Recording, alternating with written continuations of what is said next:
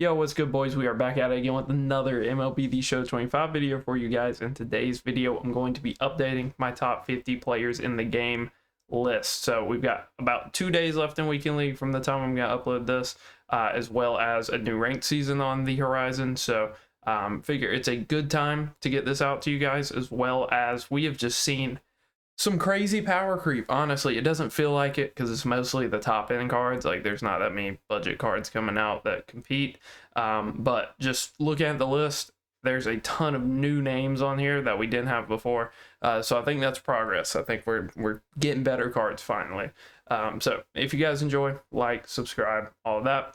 And let's get into it. So first card, Beltran, S tier. Let me just rename these real quick. There we go. So renamed. So Beltran, definitely top 10, the best card in the game.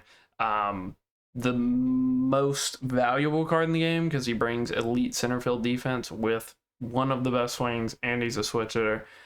So, you know, he will probably be number one until we get like a 99 Chipper Jones, 99 Babe Ruth. Like, it's going to take a crazy card to supplant him. So, number one. So we can jump around a little bit, do the rest from the bottom here. Griffey, I think he's top 50 now. Honestly, he barely made the list. It's just, if I'm going to put Victor Scott on the list, I feel like I got to put Griffey because Griffey is a more offensive Victor Scott that has a better swing, better quirks. It just kind of depends on what you want. Do you want more outfield defense and some bat? That's why I like Victor Scott more than PCA. Or do you want, you know, a little worse defense, but way better swing, way better quirks, and it's just Griffey. Griffey has aura. He plays really good all the time, no matter what. Santander, I think this is a card where you almost have to factor in like super fractured. Like, most people have them super fractured. There's not too many new Santanders running around. I think top 50's, you know, he's on here. Maybe he's a top 40 card. He's kind of iffy. Devers, holding on by a thread. Didn't really want to include him. Didn't really want to include Brian Reynolds. Feel like a lot of these cards are going down. I think Jason's probably a top 20 card. Yoshida, probably like top 30. He's in that DH tier where we just have a lot of DHs that kind of lumped together. Like Jock. I think Byron's pretty similar to Jason. Probably not top 10 card.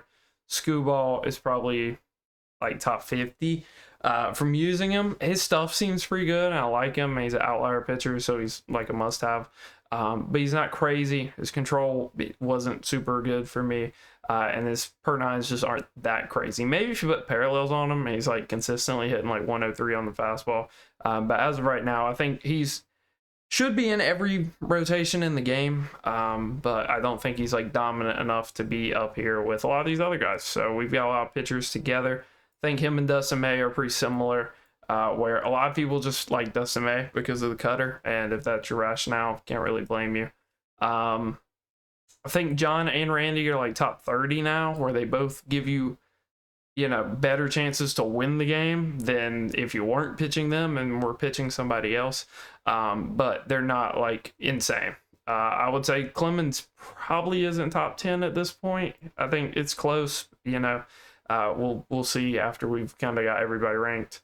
Candelario, I think he just screams kind of top 30 to me. Story seems like a bottom of the barrel card at this point. Brian Roberts, personal bias, top 30, but I think for most people he'll be like a top 20 card. Shohei goes in this DH tier. I think you'd rather just use Masataka or Jock over him, though. It's just like Otani's a little different because it's more of like a speed DH, like a speed base stealing. You know, if he gets a roster update for how many home runs he's clobbering right now, we could be talking, you know, being probably not better than Jock, but definitely better than Yoshida. But I think Yoshida's swing is just so top tier that it makes it hard to really compare a lot of these guys to him. Jorge, he goes in like the second base tier where it's like not Brian Roberts. So like Rengifo is pretty similar to him. I think Moncada is similar to him, but I think he's like a tier above. Maybe I should, wherever Roberts is where I'm going to put Moncada. Moncada's probably got better swing, though. I will say that. J-Ram, probably a top 20 card. Like, everybody that uses him is crazy with him. Most people have him super fractured, and it's not hard to get him on a good theme team. So, pretty solid there. I think Judge is kind of wherever Shohei is. Same for Bo Bichette. I view him more as just like a primary DH. I've seen people run him out of position at third, out of position at second, or just at shortstop. But I think his best role, and kind of how I view him if I was to work him in the best lineup in the game, would be like as a righty DH. Mike Piazza, knocking on top 50. He kind of knocks out like Ted Simmons. I think he kind of takes his spot. Corbin Carroll, he just screams like top 30. So that's what, 6'8". All right. Jordan, I think wherever Otani's at, I view him as pretty similar, where best role probably is DH, but you can put him in that left field, whereas like Otani, you can put him in the right field. They're not going to be great defensively just because their reaction and stuff isn't good. But, you know, they have redeeming qualities like arm strength and stuff. Ryan O'Hearn, probably like a top 50 guy, maybe he's top 40. Just view him as like a better Ortiz at this point. I think Posada is top 30, but like at the very top of top 30. Whereas Carlos is top 10. I think he's the best catcher in the game. I think, you know, the longevity that I thought we'd get out of Posada, we're getting out of Santana. He's just crazy. Yasmani, I think, is worse than Posada, not by a ton. Maybe they should be in the same tier, but again, we'll just kind of refine stuff as we go. Cattell, I want to put low-key top 20. I think I'm just going to tie him with Brian Roberts, where it's like, for me, Cattell, I don't know if he necessarily has better quirks. He has crazy quirks, but I think Brian Roberts also does. For me, it's just Cattell's swing and the defense and the player model, like 6'2" second baseman with 99 reaction and a diamond glove. Like, nobody's diving on perfects the way that Cattell is. Nobody's getting these awesome double play animations. He's also an outfielder, so he has a good arm. I just love Ketel Marte. I think he's been the best live series diamond all year. I would have him over J-Ram personally, but everybody else is just so much better than I am with J-Ram. So you got to respect it. Willie Castro, definitely better than Carlos because he actually fields his position well. And the max contact is just so glitchy. There's just so many subpar swings you make with this guy where, because of the insanely high contact, it just registers as being a good swing. And it's just like a no-doubter. Devin Williams, first reliever. I think he's top 40. I don't think he's dominant. I don't think it's like the best Devin Williams we've ever got or anything like that. But I think he is one of the better variety bullpen options. And I think he's just a safe option. And I think he's so much further along than a lot of the other bullpen pitchers we've had that he's worth mentioning. I think I was doing it in my Weekend Classic stream where I was like building the team from scratch, just kind of see who would be going into Weekend Classic for me. And for me, it was like him, Felix Bautista, and Danny in the bullpen. And then it was like, who even, like, do you even care who else is in there? Because those are the guys that really stand out to me and really make their mark in the bullpen. Sizemore, just another, like, Griffey, Victor Scott. He's more similar to Griffey. Him versus Griffey's an interesting conversation. I think Griffey's just swing is better, and I would think his quirks are a little better, but maybe Grady's just overall stats make him better. But I mean, I view these three as like pretty similar, where it's lefty center fielder that does a little bit of everything. One's a little more defensive. One has better stats, and one just has a better swing and good quirks. So it's kind of up to you, but I don't think any of them are awesome. Felix, I'll say it, top 20 reliever. We've started to see like more tourneys and stuff. People are taking the game super seriously. Felix is like the go-to for everybody right now. He's a stud. Control is a little suspect, but a 4-pitch Felix Bautista winding back the clock to like his first finest card. That card had a cutter. This one doesn't have a cutter, but you'll make do with the sinker, and you just kind of use them like Nolan Ryan out of the bullpen. And people have to respect the outlier four seam with the janky release. He's gross. I don't love ranking a relief pitcher this high, but I think when he's just as dominant as this card can be, it's kind of hard not to. Honestly, same for Danny. I was saying it also in that Weekend Classic stream where I was like, have we ever had a pitcher that's this good at like inducing ground balls and just bad swings? Like, if you want to, you can just put a down and away cutter in the corner every pitch with Danny, assuming you're hitting your perfect pitches. So as far as just inducing weak contact, trying to get rollovers, like, it's like this card's generational. I think like he's just funky, he's weird. If he just had like a circle change instead of the knuckle curve, I think we would be talking about like an all-time reliever here, in my opinion. Like, I think he's just so weird to hit. And the release is janky, and lefty is just miserable, and he can pitch to righties because of how weird he is. Yeah, that card's something. Hank, I don't view him as like that crazy. I don't really, we can check his quirks. He's a card where, like, I'm sure Grady Sizemore has some nice quirks. Hank, I really don't know about. And his stats are just mid. So he's got dead red, he's got first pitch, he's got bad ball, unfazed. But just the clutch is kind of mid, the contact's kind of mid. He's almost like a first base junior Caminero. But it's just like, if you want a righty first baseman, I think most people are just going to run Gil Hodges. To where I don't know what this like Hank's role is. He's worse than running like flat at first base. It's a cool card. I think it's just a little disappointing as like an XP boss that, we're supposed to be getting more or less like a week, 2 weeks from now and using for the rest of the season. I don't really view him as such. Gil, top 10. Scott Rowland, reluctantly top 10. I think Vlad's top 10.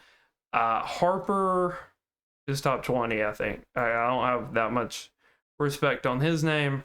I think Schwarber should be a tier lower than Santana. Seager's probably top 10. Jim Rice. Jim Rice is a top 20 card. Just sounds nasty. But if Byron's here, I think Jim Rice should be here. Because like most people are just going to run Byron in left or right anyway. And that's just what Jim Rice does in a primary. So he's probably going to field just as good, if not better. Has really good quirks the same way Byron does. I think it's just kind of swing preference at that point. James Wood. Right next to Harper, where statistically he's a lot better than Harper in a lot of things. Harper has like the better defensive stats, like the stats that don't matter that much, like arm strength, arm accuracy, stuff like that. Whereas James Wood's just faster, so he's probably going to play better overall outfield defense. But Harper just has every single quirk in the game other than, I think, breaking ball or dead red. He doesn't have one of them. So he's a stud. They're both studs. It's just kind of personal preference. I probably would not run both of them. I mean, you can. One's a righty, one's a left fielder. But I probably wouldn't run both. Acuna, I think, is right in that pack where I view him as similar on like a power level, where he's also going to be a little bit of a defensive liability in the outfield, but he's got like the arm strength to make up for it. It's just if you want a righty instead of that lefty. So somebody's going to have to get kicked out of this tier. Springer. All these tiers are full also. So we just got to, whittle down some more top 10 cards. He's just worse Byron, in my opinion. So, kinda here. I think we can do here and just knock out, like, Yoshida here in a sec. Jeter. I think Jeter should not be in the same breath as, like, Willie Castro and Seager. But he's close to where I could believe it. I think the easy cop-out's to put him, like, top 20 and just elevate Roger Clemens as the best pitcher in the game. And then Caminero is just top 30, top 40. I think top 40 feels better for him. And then we've got a good amount of restructuring and rebalancing to do. So we need 2 more cards to complete our top 10. Who's getting elevated here? I don't really... Like, when you look at this tier and the quality of cards these are, I don't know if any of these guys are really worth elevating. Like, Felix, quality wise, probably is, but he's a relief pitcher. So, how much value can you put on him?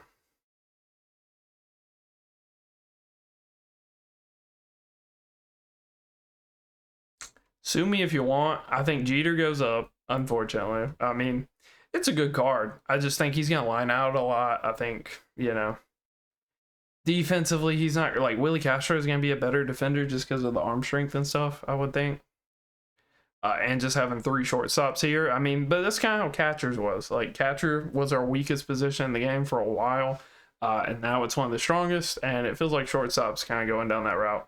And then I think the other card I want to elevate here, call me crazy, Jason Dominguez. I think he's unreal. You see some players hit bad with him. He's not awesome against lefties. So if that's your rationale for him not being top 10, I get it. But let's structure because I feel good about this.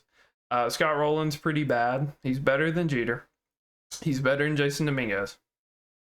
I think him and Hodges are pretty similar. I think I like Hodges more. I think Clemens is the very last card here because he's starting to lose his value as, just hitters start to catch up to him. He's still the best pitcher in the game, but hitters are catching up. I think I like Seager more than Vlad. I like Hodges more than Vlad. And then Scott versus Vlad at third base is a legitimate conversation. I mean, I like this top 3. This top 3 is pretty nasty work. So I think I'm happy with that. Top 20. Kyle Schwarber. Yes. I think Byron's on par with Acuna. He can't really be under him. I think Harper's right here, where if you want a righty to play like a corner outfield spot, it's probably Buxton. If you want a lefty to play a corner outfield spot, it's probably Harper. And then Acuna and Wood are like, either second option or like 1B, where they're like the backup plan.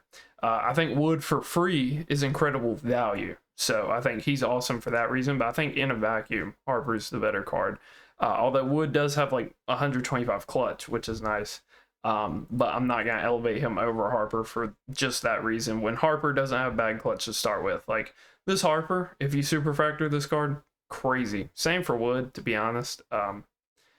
Danny, I think, goes near the bottom just because I don't think he's ever going to be as dominant as Felix. Like, if Felix loses you a game, it's going to be because your opponent guessed right and they hit a nuke. If Danny loses you a game, it's probably because they hit some bloop singles, some weak contact, got some balls through some holes in the infield, stuff like that.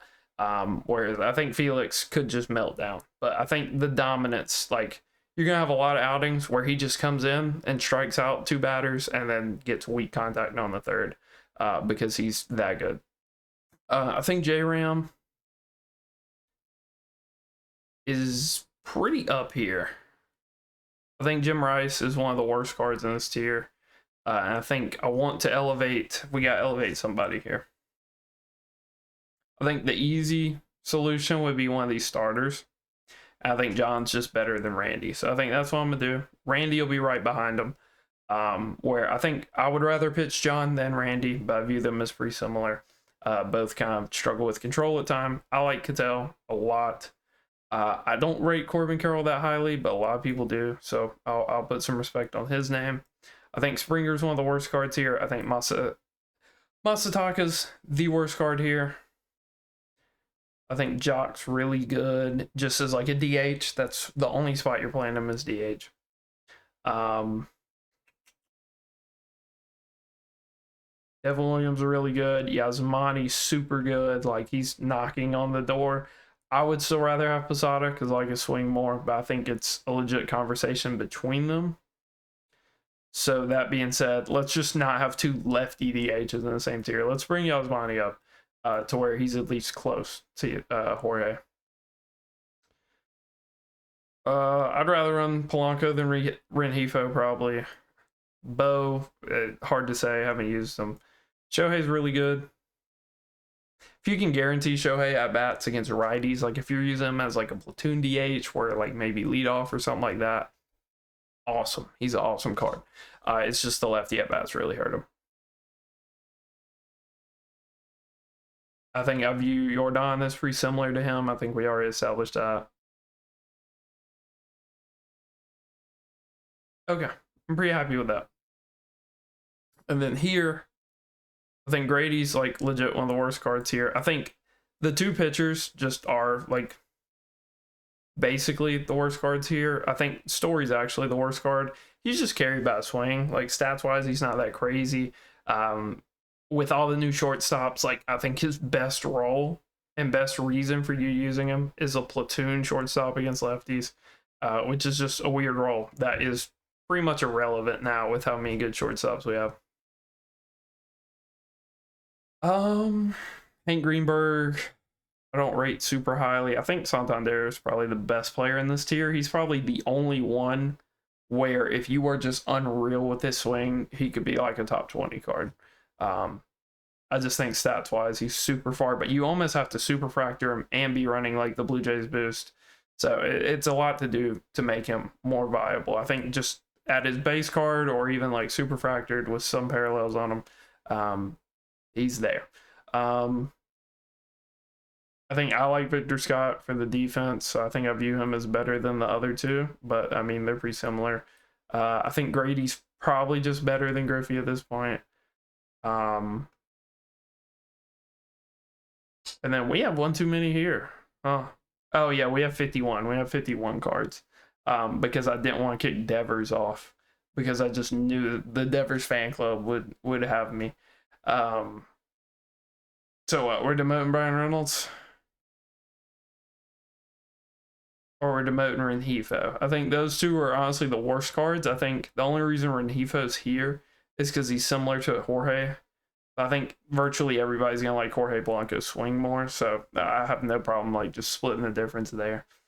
And that is our top 50 players. So pretty quick one, 22 minutes. We have the players and more or less where they would go within like 14 minutes. So pretty short, pretty concise one. Hopefully you guys enjoyed.